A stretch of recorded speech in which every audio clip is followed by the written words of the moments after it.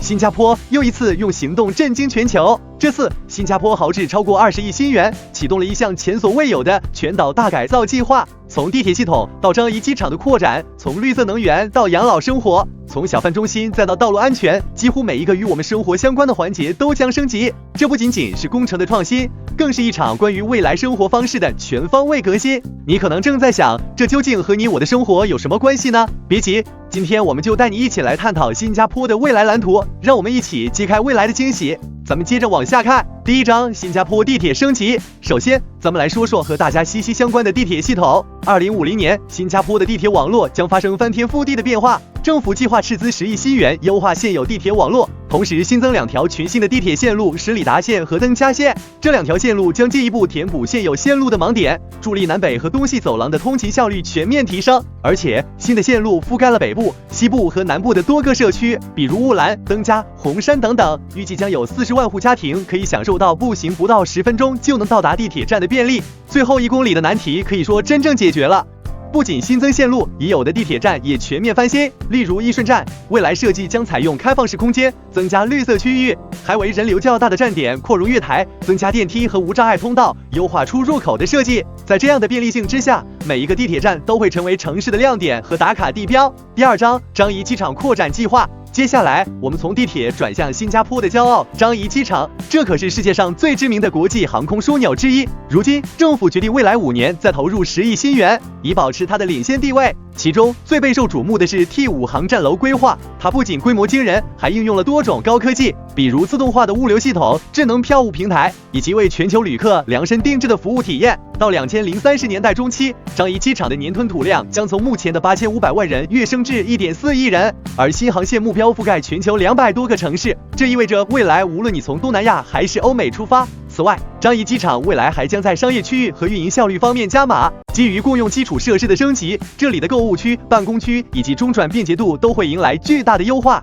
如果未来你可以飞全球200个城市，你会选择去哪座城市？赶紧在评论区告诉我们吧。第三章，绿色出行与电动交通革命。让我们把焦点切换到绿色交通。要知道，为了支持绿色发展，新加坡政府推出了一系列激励补贴政策。好消息是，对于电动车购买者，最高可以拿到4万新元津贴，3年内分期到账。另外，对于电动车充电桩的安装，政府也会给予50%的补贴，每个充电桩最高补助3万新元。预计到2026年，全岛将新增超过3500个充电桩。想要更多绿色交通选择的家庭可以说是福音满满。还有一个有趣的政策，就是针对电动辅助车，比如电动3轮车，它上路时的速度不能超过6公里每小时，而且必须持有医生开具的医疗证明，保证是有行动需求的年长者或特殊人群才可以使用。这样的绿色出行规划，无疑将在未来塑造健康、安全的交通环境。第四章，养老住房与生活便利。未来的大改造里，老年人同样是重点关怀对象。乐龄1计划不仅覆盖祖屋，还扩展到私人住宅，补贴高达1200新元，帮你给家里装上扶手、防滑垫等，更安全也更贴心。此外，政府还新增了乐龄安居花红计划。